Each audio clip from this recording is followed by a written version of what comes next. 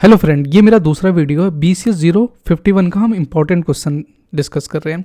इसमें सबसे इंपॉर्टेंट ना जितने भी डायग्राम है ना फ्रेंड, वो सारे डिस्कस कर लेते हैं फटाफट से। तो जिस तरह पहले DFD आता है 0 लेवल 1, सपोज दैट यहाँ पे आप पे रेलवे पूछ ले या लाइब्रेरी पूछ ले। रेलवे में क्या रहेगा, यहाँ पे स्टूडेंट की जगह क्या आ जाएगा, पैसेंजर आ जाएगा, एडमिन आ गया। अगर यही लाइब्रेरी सिस्टम का पूछ ले तो यहाँ पे भी स्टूडेंट होएगा।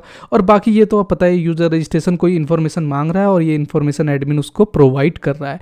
तो DFD में फटाफट हम देख लेते हैं। डिफाइन सिस्टम बाउंड्रीज एंड की entity, identify the process, data storage and external entities. अब एंटिटीज वगैरह क्या है, तो ये जितने भी हैं एक दूसरे से क्या कर रही हैं, ये एक दूसरे से रिलेटेड है। जिस तरह स्टूडेंट है तो स्टूडेंट की डिटेल जो है अपनी रजिस्ट्रेशन है वो किस पे जा रही है, एडमिन पे जाएगी वहाँ पे।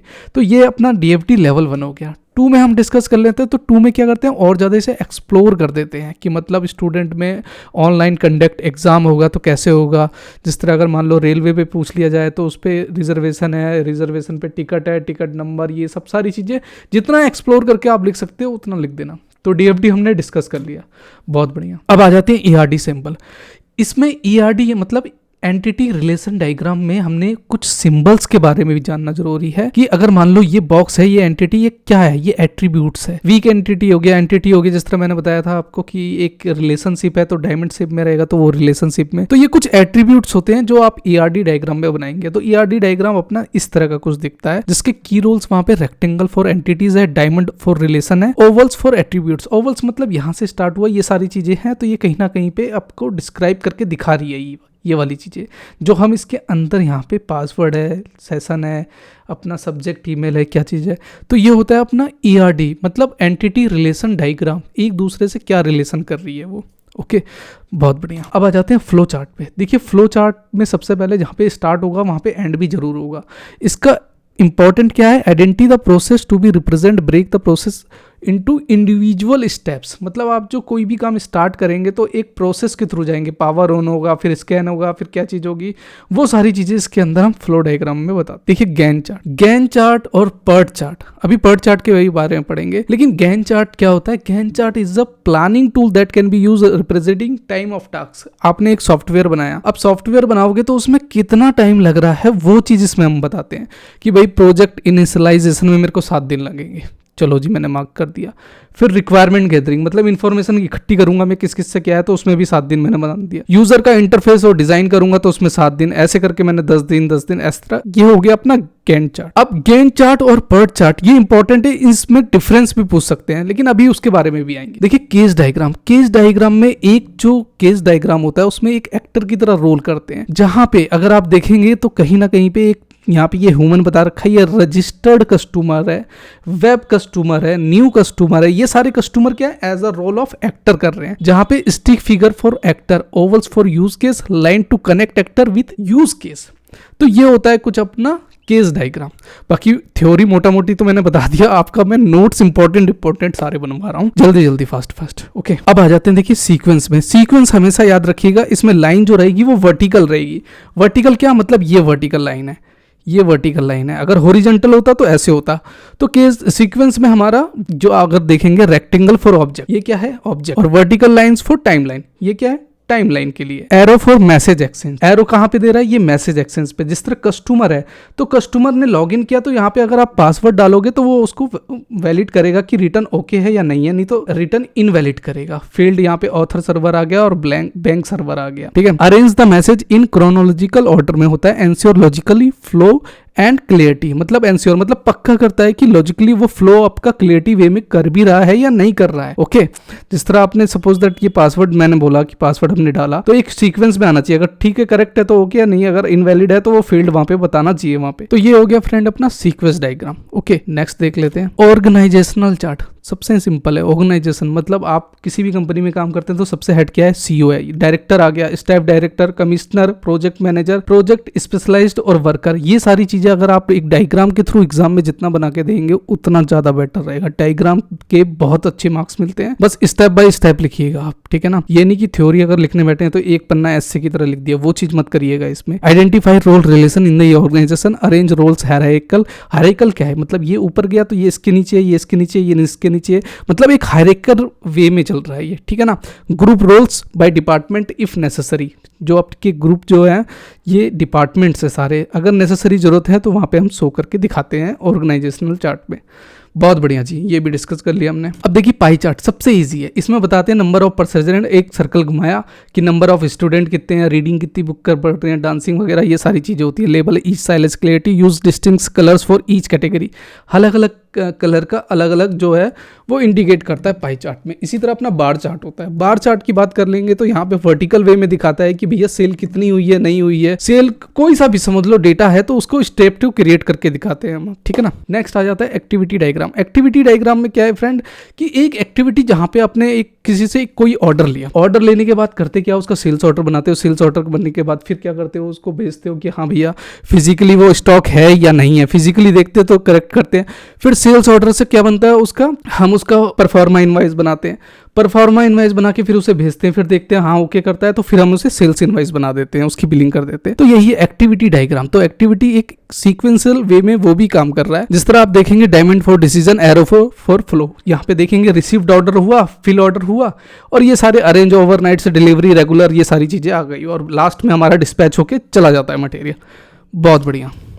अब आ जाते हैं देखिए पर्ट चार्ट में, सबसे इंपॉर्टेंट जो मैं आपको बता रहा था, पर्ट चार्ट पता है फ्रेंड और गैंट चार्ट में इसमें डिफरेंस क्या है। देखिए इसमें पर्ट चार्ट में होता क्या है कि एक काम जब तक फिनिश नहीं होगा ना हम दूसरा स्टार्ट ही नहीं कर सकते। और यहीं पे देखेंगे कि बाय हार्डवेयर है, इंस्टॉलेशन है, कन्वर्जेशन है, ये एरो किसे इंडिकेट करता है, क्रिएट शेड्यूल है, प्रोग्रामिंग है। तो यहाँ पे 1 2 फिर कहाँ गया 3 पे आ गया, फिर 3 से कहाँ गया यहाँ पे 4 आ गया, 5 6 7 8 9 10, इस तरह करके हमें पर्ट चार्ट में दिखाना पड़ता है। इसका आइडेंटिफाई रोल सबसे ये है, इसमें सबसे इंपॉर्टेंट है ऑप्टिमिस्ट टाइम जो है, the shortest times the task might take, mostly likely times, और पेसिमिस्टिक टाइम्स जो है the longest times task might take if unexpected issue occurs.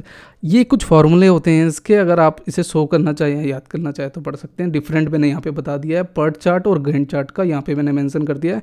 PERT chart क्या करता है, task dependency and critical path, भैया ये वाली पाथ अगर मान लो ये काम नहीं हुआ तो ये पुराना काम जो है उस पर डिपेंडेड है, वो भी नहीं हो पाएगा। गैंट चार्ट क्या करता है, टाइमलाइन एंड टास्क शेड्यूल, भैया इतने इतने दिन लगेंगे, हमने आपको बता दिया है। नोट्स एंड नैरो रहता है पर्ट चार्ट में, अगर इसमें देखेंगे, और इसमें हॉरिजॉन्टल बार रहता है जो मैंने गैंट चार्ट में बताया था। Best for analysing task relationships and project risk है, इसमें ट्रैकिंग प्रोजेक्ट एंड प्रोग्रेस है। फटाफट से देख लेते हैं फ्रेंड, इसमें समरी में देख रहेंगे तो यहाँ पे इतने सारे ये चार्ट होते हैं, यहाँ पे इसका पर्पस क्या है और हम इसे कब यूज करते हैं, सबसे इंपॉर्टेंट है। अगर कुछ भी नहीं पढ़ा तो ये पढ़ लीजिएगा तो आप पूरा मतलब थ्योरी तो एटलीस्ट लिख ही सकते हैं ना। प्रोसेस स्टेप वर्क फ्लो क्या करता है, तो यहाँ पे सारे हमने फ्लो चार्ट देख लिया, डाटा का क्या पर्पस है, डिजाइनिंग डेटाबेस के लिए, एंटिटी क्या है, एक डिजाइनिंग के लिए कर रहे हैं, गैंट चार्ट क्या प्लानिंग एंड मैनेजिंग प्रोजेक्ट के लिए करते हैं हम, केस डायग्राम के अंडरस्टैंडिंग यूजर इंटरेक्शन की भैया यूजर का इंटरेक्शन कैसे होगा जब वो कैसे काम कर रहा है, sequence diagram explaining object level process, जो अपने ऑब्जेक्ट बनाया हुआ है वो लेवल में कितने प्रोसेस में आ रहा है क्या है, ऑर्गेनाइजेशनल चार्ट जो मैंने आपको दिखाया था कि शोइंग ऑर्गेनाइजेशन स्ट्रक्चर, किस किस वे में ऑर्गेनाइजेशन में, जिस तरह आपका सीईओ आ गया, फिर मैनेजर आ गया, फिर उसके बाद स्टाफ आ गए, ये सारी चीजें। पाइट चार्ट डिस्प्लेइंग के लिए होता है, ये कंपेयरिंग के लिए, एक्टिविटी मॉडलिंग टास्क और प्रोसेस वर्क फ्लो। बहुत बढ़िया। इसके बाद कुछ इंपॉर्टेंट क्वेश्चन भी देख लेते हैं। बिल्ड एंड फिक्स मॉडल, ये पहले क्या करते हैं हम, बिल्ड एंड फिक्स मॉडल मतलब हमने पहले कुछ बनाया, राइट, इनिशियली कुछ कोड बनाया और उसको फिर क्या करते हैं हम फिक्स करते हैं, वही है बिल्ड एंड फिक्स मॉडल के। वाटरफॉल मॉडल क्या होता है, वाटरफॉल मॉडल ये है फ्रेंड कि सबसे पहले आप कोई एक टास्क करेंगे तो बिफोर मूविंग दूसरे टास्क पे आप काम नहीं कर सकते अंटिल तक जब तक आपने एक काम पे नहीं किया। अगर आप इंफॉर्मेशन गैदरिंग कर रहे हैं तो ये नहीं कि साथ के साथ आप उसकी कोडिंग भी कर रहे हैं, नहीं, वाटरफॉल मेथड में ऐसा नहीं होता है। पहले आप गैदरिंग करने बैठे हैं तो गैदरिंग ही कर लीजिए स्टेक होल्डर के साथ बैठ के कि मेरे को ये इन्फॉर्मेशन क्या क्या चाहिए बता दीजिए, उसके बाद ही आप उस पे प्रोजेक्ट पे काम करेंगे। तो यही होता है यहाँ पे अगर देखेंगे तो रिक्वायरमेंट है, सिस्टम है, इंप्लीमेंटेशन, टेस्टिंग, डिप्लॉय और मेंटेनेंस में आ जाता है सारी चीजें। ओके, एडवांटेजेस हैं similar to understand and use है, not casual, complex, flexible projects, change are expenses and difficulty to incorporate. क्यों एक्सपेंसिव होता है, क्योंकि तरह तरह के टेस्टिंग होते हैं इन सब सारी चीज़ों में कि इंप्लीमेंट करने पे क्या क्या, अगर मान लो 4 यूज़र को देंगे तो उसमें भी अपना एक्सपेंस लगेगा। इटरेटिव मॉडल में देख लेते हैं कि प्लान एंड इटरेशन कैसे कर रहा है कि डिजाइन इम्प्लीमेशन स्मॉल पार्ट में आपका सिस्टम कैसे काम कर रहा है, टेस्ट एंड रिव्यू फीडबैक देखते हैं, report for the next iteration की नेक्स्ट आइटरेशन में ये कितना फ्लेक्सिबल है या भी नहीं है। आगे देख लेते हैं प्रोटोटाइप मॉडल क्या है, gathering requirements, build a prototype, gate feedback, refine the prototypes, repeats until satisfactory, develop the final system. Prototype models क्या कर रहा है यहाँ पे, creating prototype working model for the software user feedback and refinements before final development. मतलब क्या कर रहा है, यूजर से क्या कर रहा है, वो फीडबैक ले रहा है प्रोटोटाइप मॉडल में और फिर उसका फाइनल डेवलप के लिए अपना डेवलपमेंट कर देता है। नेक्स्ट देख लेते हैं स्पाइरल में क्या है कि risk analysing, engineering phase, evaluation phase, ये सारी चीजें आ जाती है। जिस तरह यहाँ पे देखेंगे आइडेंटिटी गोल्स। स्पाइरल आपने देखा होगा कि जिस तरह हम स्पाइरल बेंडिंग करते हैं तो पहले वो एक सीक्वेंस के बाद दूसरे उसमें होल में जाता रहता है, मतलब रिपीटेड साइकिल। यहाँ पे सबसे spiral with a repeated cycle, ये रिपीटेड वे में है। Designing, develop, test and projects, get user feedback, decide whether the next spiral terminates. Comparison of model की बात करें तो कुछ ऐसे मॉडल्स हैं, आपसे एडवांटेज और डिसएडवांटेज भी पूछ सकता है फ्रेंड्स। ओके, तो मोटा मोटी मैंने आपका इंपॉर्टेंट नोट्स बता दी क्या है। कुछ इंपॉर्टेंट्स ये है, सॉफ्टवेयर कॉन्फ़िगरेशन मैनेजमेंट हो गया, जिस तरह यहाँ पे सॉफ्टवेयर मेंटेनेंस में क्या क्या चीज़ें आती है, तो ये भी आप एक बार पढ़ लीजिएगा रिवाइजर पे, ये भी आ जाता है आपका।